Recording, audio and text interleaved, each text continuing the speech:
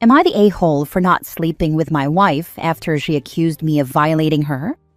Hi all. As the title says, my wife accused me the other day of forcing her after sex, and it's making it really difficult to look at her anymore.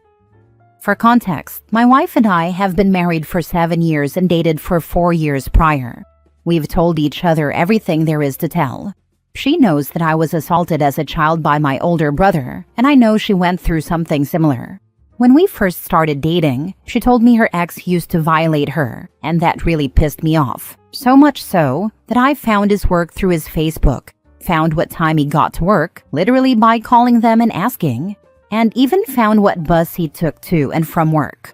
I was really ready to go to prison over this.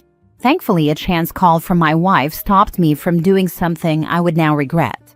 Now, with that out of the way, you can understand my feelings going forward. Last week, while my wife and I were cuddled up after alone time, she said to me, "You know, technically you violated me." Naturally, I was both shocked and confused by this statement, especially since she was the one who initiated things and dragged me on top of her. So I asked her what she meant. She told me, "Well, I didn't actually want it. I only did that because I knew you wanted it." That one sentence has me questioning our whole relationship. How many times has she done something like this in the past, where she felt pressured into having sex without me even realizing it? Was she confusing sexual frustration with work frustration? Was I not being kind enough to her for her to think this way? Is this what she meant when she said her ex violated her? Was I really willing to go to prison all those years ago over something like this? Over a misunderstanding? I've had a lot of questions these last few days, and every time my wife initiates intimacy, all I can think about is that night. Will she accuse me of violating her again? Have I been moodier than normal? Why is she doing this? Is it actually because she wants sex, or just another case of doing it because she thinks that's what I want? I've mentioned my concerns to her and told her I don't feel comfortable having intimacy with her at the moment after her accusation, but she tells me I'm overreacting and should just take what's being offered. So, am I overreacting and being an a-hole, or are these feelings valid? P.S. I know this is a strange place to get validation, but my wife and I share the same friend group, and I don't really have any family I can trust to open up to about this.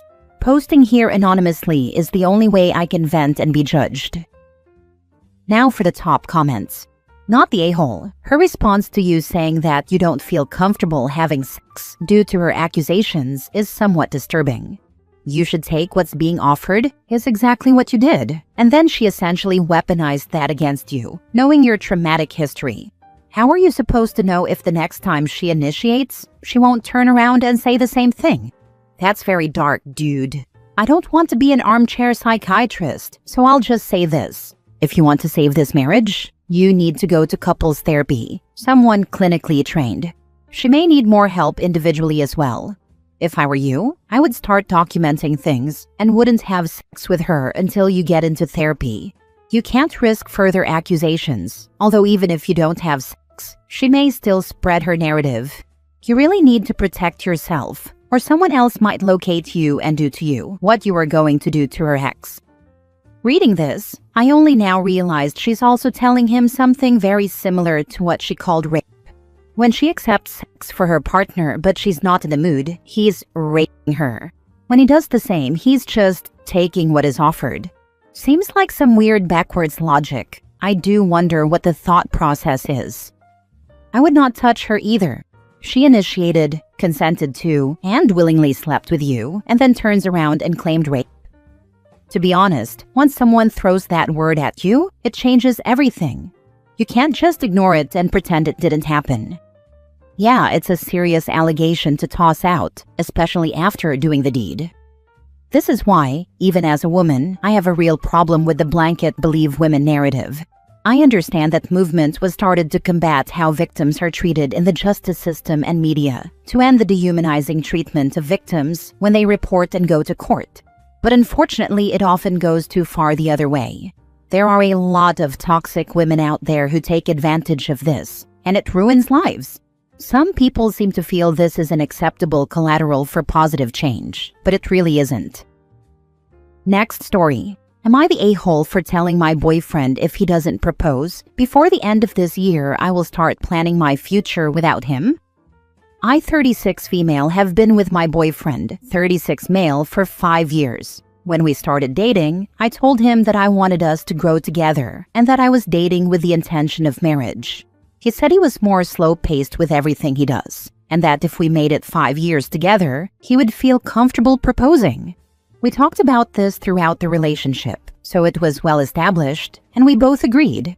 Even though 5 years seemed a bit too long for me, I was understanding because his last relationship, which ended 2 years before we met, ended with him buying a ring and then getting dumped. Fast forward to now. We've been together all these years, and during that time we even had a child together, yet he still hasn't proposed. I brought it up earlier this year, pointing out that this is our 5th year together, and that I would really like us to take the next step in our commitment and get engaged by the end of the year, our anniversary. He started telling me that he doesn't see the point anymore and doesn't believe in marriage because it's just a piece of paper and there's no need to get the government involved. I told him that wasn't the point, that this was about expressing our devotion to one another and solidifying ourselves as a family. I even offered to do a different type of ceremony where we wouldn't have to involve the government, because for me, it's not about the paperwork. He kept making excuses, so I asked him where he wants to be in the next couple of years. He said he just thinks about things day to day. I told him that if he doesn't get it together and propose by the end of the year, I will have to reevaluate his role in my life and make future plans that don't include him, since he is showing me that he doesn't want to be included. He said I'm an a-hole for forcing him to propose and that he doesn't want to. I told him that's fine, he doesn't have to, but I also don't have to sit around waiting for him and wasting my time on someone who doesn't want to grow old with me, build a life together, get married, and raise a family. Edit. When we first had to talk about marriage at the beginning of our relationship, he expressed wanting to be married. He just wanted to take his time to be sure we'd last, because he didn't want to be left eventually if things didn't work out. Over the years, he would bring up marriage, buying a house, and other long-term plans fairly often, and it's only now that he's done a complete 180 and says he doesn't believe in marriage anymore. Not the a-hole, but I would not have had a child with a man who wasn't ready to propose if that was important to me. But it's clear he doesn't want marriage, so if you're not happy with the status quo, it's time to move on. You've always been clear about what you want in the long term. Okay, I don't understand this. We have a child together, but I couldn't possibly commit to marriage with you line of thinking. I can't imagine a bigger commitment than having a child with someone. You've added a human. It's not like let's share a puppy. A marriage is several legal contracts tied into one, wildly easy-to-sign piece of paper, which can have major financial impacts on an individual. A baby only legally obligates a person to child support for a finite time period. For some people, a baby is cheaper and easier than a marriage. He said I'm an a-hole for forcing him to propose and that he doesn't want to. I mean, you are being an a-hole there, largely to yourself. Why in the world would you even want to marry someone who doesn't want to marry you? Don't get me wrong. It's absolutely fine if you decide to move on because he's not willing to take that next step with you. But by giving him an ultimatum, all you've done is assure that if he does propose, it won't be because he actually wants to marry you, but because he feels like he has to, or you'll leave. That's not exactly a fairy tale marriage, is it? I would start planning for a life without him, because he has made it clear that marriage is not what he wants. He also doesn't want me to leave and says I'm an a-hole for pushing the issue. Yeah, he's happy with the way things are. You're not. You want more. Neither of you are wrong there, but you're not compatible as far as what you want your futures to look like. Next story. Am I the a-hole for not engaging with my wife after she read my private journal? Our relationship went through a really rough patch a few years ago, and during that time, I felt like I couldn't do anything right. Every conversation turned into an argument. Every attempt to make things better seemed to backfire, and I felt like we were constantly walking on eggshells around each other. Instead of dealing with the problems in a healthy way, I made the worst choice I could have made. I cheated with a coworker. That was the breaking point for my marriage. When my wife found out, things blew up. There was anger, crying, shouting. everything you'd expect. But over time, after a lot of uncomfortable conversations, we managed to work through enough of the hurt to be on speaking terms again. We are not together romantically anymore, but we have stayed under the same roof for the sake of the kids. We have a functioning friendship now and have agreed that when the kids are older, we'll go through with the divorce. Since then, I've been in therapy and started journaling as a way to process everything. Writing has helped me get my thoughts straight, understand what led me to cheat, and reflect on how our relationship went so wrong. I've also been brutally honest in those entries about how I felt about my wife during that rough period: resentment, anger, frustration. I even wrote about my hopes for the future, including eventually finding someone who might be a better fit for me than she ever was. The journal was always meant to be private. We live in separate bedrooms, and I keep it in my nightstand. Yesterday, for some reason, my wife decided to clean my room, which she never does, and found it. She read the entire thing and then completely lost it. We haven't had a fight since the discovery of my affair, so I wasn't ready to deal with that kind of blow-up again. I stayed quiet and let her vent, but she got even angrier when I didn't respond. Eventually, she threw the journal at me and shouted that she couldn't believe how cruel I was and how horrible the things I wrote about her were. I told her flatly that it was a private journal and that she had no right to read it. She started crying and said it was unfair, that I was blaming her for everything and acting like she was the only reason our marriage fell apart. I told her it doesn't matter anymore. We've already agreed to end things when the kids are older. She has her reasons for the way she acted, and I have mine for what I did. But none of that changes the reality that our marriage is over. I told her I didn't want to talk about it anymore, and now she's furious at me for shutting the conversation down. Now for the comments. Everyone sucks here, but you the most, by quite a significant margin. This is where I landed too. I don't know why the wife continues to torture herself by living with this man, who promised to love and cherish her, but actually hates her guts with every fiber of his being. But OP is a piece of turd of the lowest caliber. She did something deeply inappropriate in her grief and insecurity. He gave her all that grief and insecurity. Just divorce and separate. This ain't healthy for you or the kids. Best advice. I know from personal experience. Seeing my parents always at odds with each other, I was so happy and relieved when they divorced. Kids do pick up on this, and seeing it, living with it creeps into them, and they mimic it with their own relationships. I wish my parents got divorced. They just made everyone else around them miserable instead.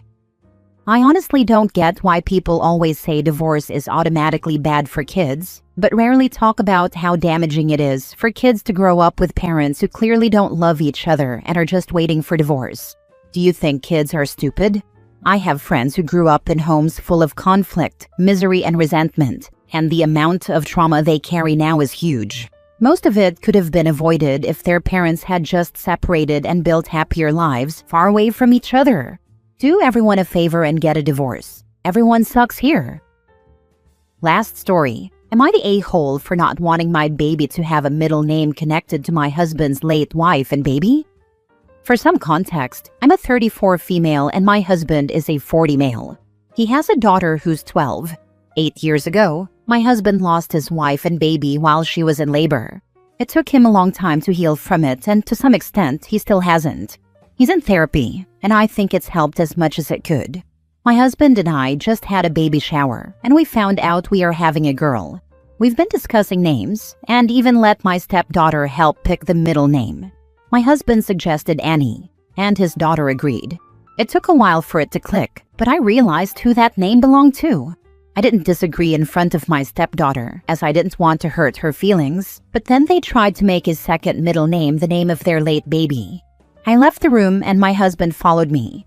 He asked why I left, and I told him I didn't like the names they were picking, and that I wanted different middle names. He got mad and said that these are the names he wants for our child, that my stepdaughter wants them too, and that they have meaning to them. He said these names are important to them. I kind of blew up at him and told him that I didn't care, and that I didn't want my kid to have those names. I left the house, went to my sister's place, and have been here for a week. He still says he wants those names for the baby, and he argues that since I got to pick the first name, he should get to choose the middle names. I told him that I made sure he was okay with the first name beforehand.